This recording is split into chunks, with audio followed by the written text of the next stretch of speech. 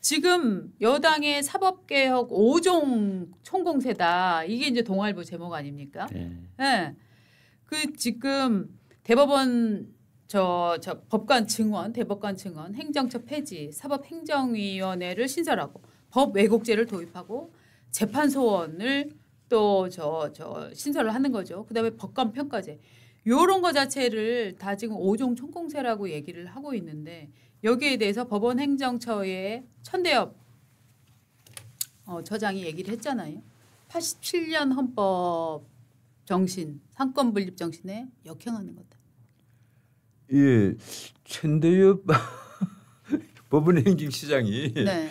요사이 참 갈팡질팡하는 것 같아요. 네. 또 어떨 때는 정말 저도 깜짝 놀랄 정도로 이게 상권 분류에 대해서 확실한 어떤 식견을 표시를 하다가 또 어떨 때는 이 권력 눈치를 너무 보는 그런 발언을 하시는 것 같기도 하고. 그렇습니다. 예. 요사이 깜짝 놀라요. 내적 분열이 일어나고 있는 것 같지 않습니까? 그분이 이 진보 진영에서는 굉장히 소중하게 여기는 그런 분이란 말이에요. 네.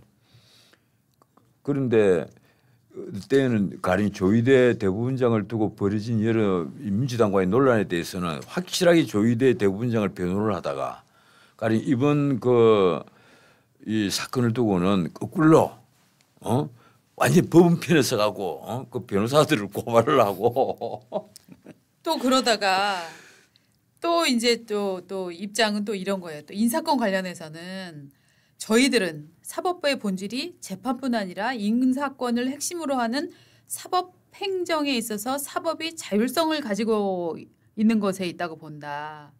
외부 권력기관이 사법 행정권에 다수 개입하는 행태가 되면 사법부 독립을 내세울 수 없다. 그러면서 외부 권력기관이 인사에 관여하는 부분은 우리가 1987년 헌법에서 이룩한 상권 분립을 역사적으로 되돌리는 것이기에 굉장히 큰 문제가 있다. 저는 천대엽 처장의 이 발언은 사실은 워딩은 그렇게 세지는 않지만 내용을 들여다보면 너네 이거 지금 상권 분립 훼손하고 있는 거야 라고 정확히 경고를 내주고 있는 거예요. 그렇죠. 법원 행정처를 지금 없애버리겠다는 거 아니에요. 네. 민주당이. 네. 행정처 없애고 인사권을 이제는 판사 인사권도 외부인을 다 인사위원으로 집어넣어서 판사 인사도 결국은 권력이 마음대로 움직이겠다. 맞습니다. 그래서 이 좌파 세력이 집권을 하면은 일정한 패턴이 반복이 되고 있는데요. 첫 번째는 태스크포스를 만듭니다. 네. 뭐 적폐를 청산하든 내부 세력을 색출을 하든 뭐 명분은 뭐 그때 갖다 붙이기 나름이긴 한데 태스크포스를 만들고 이번에는 이제 사법개혁 태스크포스라는 걸 민주당이 만들었겠죠. 이제 그걸 만든 다음에 태스크포스 임무가 끝날 때쯤에 탄생하는 것이 이른바 무슨 위원회입니다. 네. 이번에도 이제 사법행정위원회라는 걸 만들겠다는 거예요. 네. 위원회를 만들면 어떤 일이 벌어지느냐.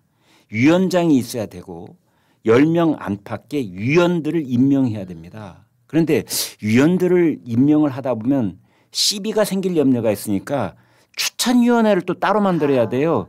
위원들을 임명하기 위한 추천위원회. 네. 그리고 최종적인 임명은 대법원장이 한다. 네. 대법원장은 거수기. 너는 찬반 그런 것도 안 돼. 네. 그냥 도장만 찍으면 돼. 도장 찍는 사람으로 전락시킨 다음에 이제 추천위원회를 만드는데 여기서부터가 문제입니다. 추천위원회는 누가 들어가느냐. 시민단체 또는 특정 변호사단체 또 특정 정치 세력들 뭐 법원노조 이런 데가 들어가는 거죠. 그래서 이 태스크포스가 끝난 다음에 꾸려지는 위원회 이 위원회의 성격은 다분히 정치적인 영향력 하에 직접적으로 놓이게 되는 그런 구조를 이제 만들어지는 거죠. 그리고 이번에 사법개혁도 내용을 보니까 결국은 핵심 중에 핵심이 뭐 다른 것도 많이 있지만 처음에는 조희대 대법원장이 스스로 물러나기를 바라고 뭐 청문회로 이끌어내려고 온갖 짓을 다 했는데 그게 잘 안 됐잖아요. 역풍만 세지고. 그렇습니다. 그래서 이제 핵심이 지금은 어제 이제 민주당에서 이걸 공론화했어요. 이 당 대표와 지도부가 사법행정위원회 신설하겠다. 그러면 사법행정위원회 만드는 이 골자는 뭐냐? 결국은 민주당 영향 아예 두겠다. 그렇죠. 우리나라 사법부를. 저는 거대한 계획, 가령 공안 경찰 국가, 중국과 비슷한 공안 경찰 국가, 네. 경찰이 수사를 하고 결정을 하면 다 끝나버리는. 네. 뭐 검찰을 없애버리잖아요. 네. 그리고 사실상의 인민재판, 네. 뭐 법관 숫자 엄청나게 늘리고 그렇습니다. 사심제를 하고 네. 이 권력이 이미 결과를 딱 정해놓으면 네. 그대로 판결을 해주는 네. 네. 사실상의 인민재판제도 뭐 이렇게 가는 거 아니냐는 그런 맞습니다. 그런 걱정. 그런 두려움까지 생기는 거예요. 네. 내가 그렇게 간다는 확신을 한다기보다는 네. 네. 아 이분들이 이러다가 그렇게 가는 것 아니냐 네. 이런 걱정이 자꾸 든단 말이에요. 네. 내 같은 이 노인들은 그런 생각을 할 수밖에 없어요. 불안하잖아요. 저는 무슨 위원회 하나 만든다는 뉴스가 나올 때마다 소름이 돋아요. 아 이게 그거구나. 또 하나 생겼구나. 또 하나 생겼구나. 아니 그런데 예. 이재명 대통령은 딱 위에 앉아가지고 예. 지금 원래 정책내가 초강경파잖아요. 네. 뭐 심지어 그래서 당 대표 재선 위해서 1인 1표제로 바꾸자 이래가고 지금 논란을 벌이고 있는데 김민석이 요새 신문 한번 보세요. 김민석 차기 대표설 이게 계속 그 좌파 언론에 처음에 나왔다가 이제는 중심 언론으로 들어오고 있습니다. 네. 그렇습니다. 김민석 대표설 계속 나온단 말이에요. 네. 그리고 김민석이 지금 뭘 하고 있어요? 공무원 사회 태스크포스의 총 우두머리잖아요. 네. 네. 헌법 존중. 나는 자칫 잘못하면 나중에 역사에 네. 거꾸로 이것이 진짜 우리 헌법 파괴를 하는 그 우두머리 죄를 뒤집어 쓸 수가 있다. 아. 이게 공무원 사회 지금 밀고 사회로 만들어 버리잖아요. 예. 밀고 사회. 이 내란 방주범들 찬다는 거란 말이에요. 네, 네, 네. 아니 한덕수 총리도 국무위원들도 다 몰랐던 내란 비상계엄을 보통 공무원들이 어떻게 안다고 그걸 갖고 지금 밀고 하라고 하겠어요. 네, 네, 네, 네. 혹시 알았어요 사진에? 난 그게 딱 궁금하면 내만 모르고 있었나? 그러니까 내만 박 모르고 국장님은 있었나? 모르죠. 이분은 이제 워낙 미래를 내다보는 힘이 출중했던 그런 과거가 있기 때문에 당신은 미리 내다봤는지는 모르죠. 아니, 돗자리 펼려다 말았어요. 이분. 아니 지금 막 아까 말씀하신 대로 태스크포스라면 몸이 또 떨려 또 뭔가 이래가지고 네. 아니 공무원 사회가 지금 제정신들이 아니랍니다. 지금 정신 일수 없어요. 지금 중간 관리자들 있잖아요. 다 아리까도 눈치 보고 있대요. 왜 아니겠어요? 혹시 나를 밀고 하는 거 아니냐? 참고로 그렇죠. 우리나라 형법에는 내란 방조 네 글자가 없습니다. 없습니다. 예, 없습니다. 예. 그냥 내란죄가 있고 내란에 관한 중요 임무 종사자가 있고 부하 수행죄가 있을 뿐이지 내란 공모죄는 없습니다. 방조죄가 없습니다. 방조라는 죄목이 따로 있어요. 일반 범죄로. 참 나는 그 보면 내란이라는 프레임을 최초로 만든 사람이 누구일까? 그 아마 이재명 그 당시 대표 주변에 있는 법률 전문가들일 거란 말이에요. 가령 부동산 같으면 뭐 이상경 이런 사람들이 그 참여 역할을 했다고 하지만 그리고 재정 문제는 뭐 구윤철이 했겠죠. 그래서 다 지금 장관 자리, 뭐 차관 자리 이런 걸 뭐 얻고 이랬는데 이런 거, 이 정치적인 어떤 그 플랜에 대해서 누가 과연 두뇌 역할을 했을까? 난 그게 참 궁금해요. 누구일까? 그래서 가만 생각해 보니까 지금 고금장들을 마치고 그 국회의원이 된 뭐 세 사람입니까? 그 사람들이 그런 아이디어를 제공한 것일까? 근데 제가 뭐 아주 짧은 운동권 경력과 예. 뭐 이후에 이제 저도 뭐 디지털 아니 뭐 짧지 않다고 하던데 뭐 그러면 아니, 소문이 자자해요. 디지털 이제 소문 안 좋아요. 쪽에 네. 이런 거를 이렇게 가반을 아니 했었는데 새삼스럽게 아주 제가 짧다고 이제 많은 이제 그 운동권 사람들이 이제 워딩이나 이런 거에 좀 비교적 익숙한 편인데 이게요. 우파에서는 자꾸 저 좌파의 무슨 거대한 이데올로기를 혹은 뭐 계획을 쫙 주관하는 사람이 있어서 지령을 내리면 뭐 할 것이다라고 하는데 저는 그쪽보다는 말입니다. 좌파는 확실히 이게 대등한 토론 관계가 훨씬 더 쉬워요. 그러니까 상명하복 체계보다는 그렇죠. 때려 모여서 예. 단톡방 같은 게 굉장히 활성화돼 있어요. 자 이거 뭐냐? 야 이거 계엄 이거 뭐지? 근데 윤석열 계엄? 이거 계엄을 내릴 수는 있는데 그러면 이렇게 되는 거죠. 뭔 소리야? 이거는 지금 내란이랑 다를 바가 없어. 뭐 내란 이게 내란인가? 내란이지. 그러네 내란이네. 이런 종류의 얘기들이 저는 그날 밤 수도 없이 일어났을 거라고. 처음에는 생각해요. 저도 네. 그날 상황이 다 기억이 나는데 12월 4일 낮 동안에는 친이 쿠데타다 이 말이 맞습니다. 굉장히 많이 돌아다니고 네. 있었어요. 예, 맞습니다. 예. 그랬다가 친이 쿠데타라는 말을 빼버리고 네. 나중에 내란이라는 말로 그냥 덮어버리기 시작하더라고요. 맞아요. 왜냐면 그래서 쿠데타가 어렵거든. 지난 안 여름에는 먹히고. 계엄이란 말도 싹 빼버리고 네. 내란 두 글자만 계속해서 맞습니다. 반복했어요. 이 내란이라는 프레임이 본격적으로 씌워진 것이 제 기억이 맞다면 12월 6일 아침부터일 겁니다. 뭐 좌파 신문에 그 단어가 막 크게 등장을 하더니만 그날 방송에서 보니까 뉴스 채널에서도 계속 내란이에요. 내란. 네. 내가 그래서 그날 나도 처음으로 그 얘기를 했단 말이에요. 모 뉴스 채널에 가서 이게 무슨 소리냐.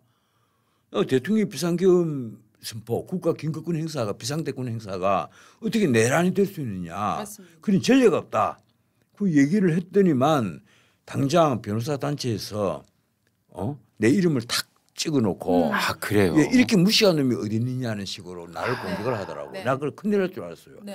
야, 내가 내란 이거 완전히 그 부안해동화한 놈으로 가는 거 그러니까 아니냐. 지금 그런 단어 하나가 딱 만들어지는 순간 이게 먹힌다 싶으면 아주 일관되게 쫙 또 모든 그 여론들을 집단화하는 그런 능력들이 있는 거죠. 그러니까 그런데, 지금 예. 이제 되짚어 보면은 그 예전에도 전 변호사님이 그런 얘기 많이 네. 나눴어요. 뭐냐면 대한민국의 유력한 어떤 신문도 네. 처음에는 12월 4일, 5일, 6일 이때까지만 해도 계엄 앞에 불법이라는 말을 붙일 때 작은 따옴표. 따옴표를 예, 했어요. 다운표 다 했죠. 네. 불법겸이. 그래서 불법인지 아닌지는 잘 모르지만 네.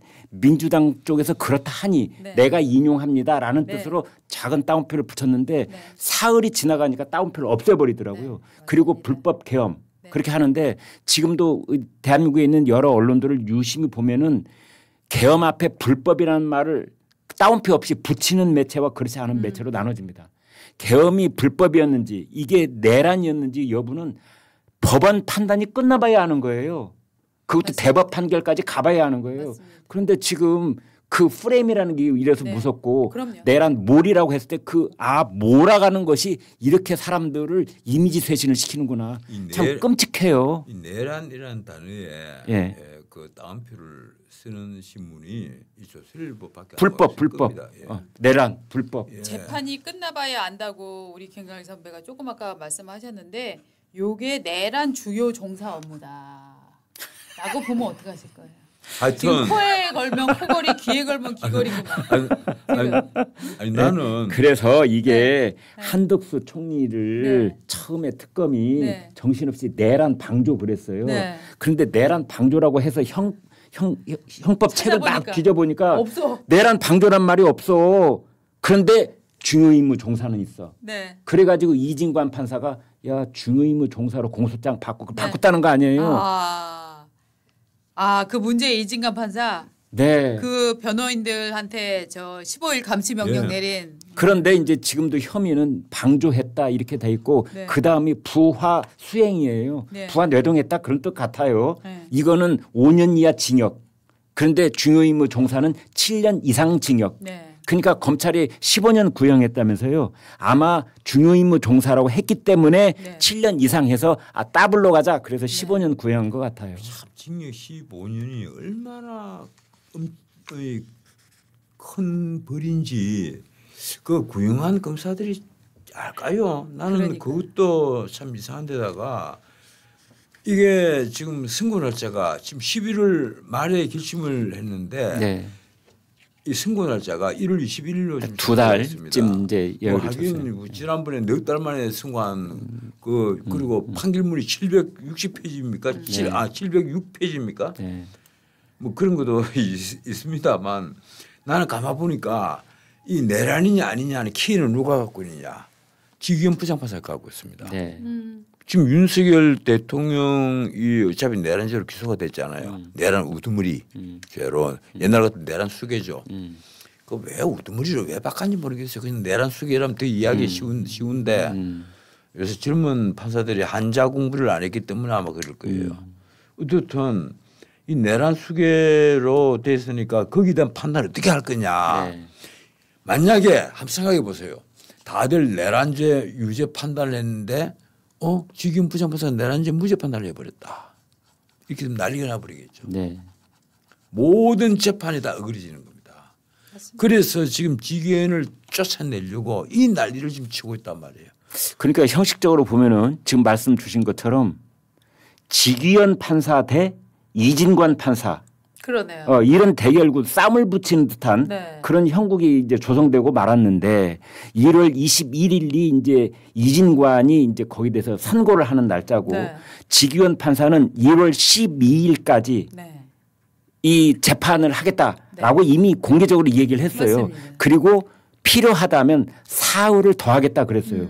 그래서 물리적으로 봤을 때 직위원 판사는 1월 21일 이전에 선고를 날짜를 잡는 게 불가능해졌어요. 그래서 아무리 빨라도 2월 중순으로 네. 넘어갈 수밖에 없는데 네. 그렇다면은 우리나라 고위공직자 중 계엄과 내란과 관련해서 재판을 받는 사람들 중에 네. 이번에 이진관 판사가 처음으로 계엄이 내란인가에 대한 판단을 내리는 판사가 되어버리고 그렇습니다. 말았어요. 그 전에요. 예. 윤석열 대통령 석방 문제가 있습니다. 네. 석방 문제가 1월 18일 말씀하신 거죠? 석방 문제가 있기 때문에 석방을 할 때 예. 무슨 워딩이 나올지는 모릅니다. 그것도 봐야 됩니다. 예, 그게 굉장히 중요한 거예요. 네. 가령 내란죄 우두머리 같으면 다른 뭐 별건으로 다시 영장을 발부하더라도 석방을 못하죠. 이래서 과연 석방을 할 것이냐 여부도 네. 그래서 이제 지금 나오는 얘기는 거기에 또 이어서 말씀을 드리면 그 이재명 대통령에 대해서 윤석열 대통령에 대해서 일반 이적죄로 이제 기소를 하고 구속영장을 신청할 것이냐 네. 이게 이제 관건이 되어 예. 있거든요. 그래서 그 일반 이적죄라고 하는 것은 외환죄라는 거를 적용하기가 너무나 이게 외환죄 논리적으로 안 되니까 그게 안 되니까 예. 그건 김정은한테 가서 물어봐야 될 상황이잖아요. 그것도 그렇고 예. 북한이 예. 그 우리 헌법상 예. 국가가 아니란 말이에요. 예. 반국가 단체지. 이제 그래서 일반 이적죄로 했는데 그걸 구속영장을 신청을 해서 윤석열 대통령에 대한 구속 기간을 다시 연장시킬 것인지 아무튼 민주당에서는 윤석열 대통령이 석방이 돼서 서초동에 있는 아크로비스타에 다시 돌아오는 그 장면을 어떻게든 막아야 된다. 네. 지금 여기에 아마 몰두해 있는 것 같아요. 맞습니다. 이 전현희가 한 표현은 진짜 껍질 그것만은 막아야 된다는 거 아니에요.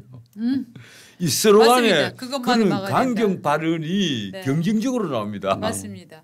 지금 우리 댓글 중에서 그 내란이다라는 발언은 한동훈이 제일 먼저 얘기한 거 아닌가 이런 이제 지적들이 올라오시는데요. 그렇지 않습니다. 그건 전혀 아니에요. 그렇지는 않고 민주당 쪽에서 가장 먼저 드라이브를 걸고 나왔고 거기에 일부 언론이 동조를 했고 그 다음에 한동훈 당시 당대표의 경우에는 국힘 보수 진영에서 가장 비중 있는 스피커 중에서는 가장 먼저 얘기를 했다. 이거는 좀 있는 것 같아요. 비준우 스피커가 당 대표잖아요. 네, 당 대표가 하는 말이 의원총회에서 네. 여러분 윤석열 대통령께서 내란을 자백했습니다. 내란을 자백했다고 얘기를 하니까 그날 아침에 이제 네. 윤석열 대통령 입장문이 하나 나온 게 있거든요. 맞습니다. 그걸 갖고 바로 이것은 내란 자백. 내란 자백이다라고 네. 얘기해요. 그래서 라고 얘기를 했습니다. 그래서 이철규가 일어나서 네. 난리를 쳤죠. 무슨 소리를 하느냐 지금 당 네. 대표가. 네. 그래서 언쟁이 붙었죠. 맞습니다. 그러니까 최초 발언을 한동훈이 했다. 아닙니다. 하지만 보수 쪽에서 국힘 쪽에서는 한동훈 대표가 가장 먼저 했다. 한동훈 그가 대표가 맞는- 그 말을 네. 해버리는 바람에 네. 이제 더불어민주당 쪽이나 진보 언론에서는 아무런 부담 없이 내란몰이가 가능해진 측면은 있다. 바로 그겁니다. 네. 그래서 제가 보기에 한동훈 그 대표가 네. 정치적으로 나는 조금 이게 미숙하지 않느냐. 예, 만약에 그때 그 말을 하지 않았으면 네. 하지 않고 본인이 뭐 그렇다고 해서 이게 가령 윤석열 대통령 지지해달라 이런 말은 아닙니다. 가령 윤의견 하는 건데 저도 좀 반대를 하거든요. 왜 윤의견에서 자꾸 우리 보수 세력을 흩뜨리려고 하느냐. 네. 그런데 한동훈에게 갑자기 이게 배신자 프레임이 딱 씌워진 거예요. 네. 이걸 본인이 못 벗어난단 말이에요. 거기다 평소에 뭐 본인이 그 보수의 선두주자로서 가령 보수 정책에 대해서 어떤 그 국민들에게 어필하는 부분이 있었다 그러면 또 모르겠는데 네. 본인은 늘 외모 치장으로서 유명해졌지 보수 정책을 내놓은 바가 없습니다. 이렇기 때문에 내란을 자백했다 이 배신자 프레임은요. 이 한동훈에게는 앞으로 벗기가 굉장히 힘들 거라는 거예요. 이제 그리고 그 연장선상에서 윤석열 대통령 탄핵안이 국회를 통과하게 맞습니다. 되는 거죠. 네. 그러니까 그 탄핵 책임에 당신 아니었으면 탄핵을 안 했을 건데 네. 지금도 윤석열 대통령이 있을 건데 네. 한동훈이 때문에 그런 거 아니냐. 전부 다 그렇게 지금 손가락질 한단 말이에요. 네.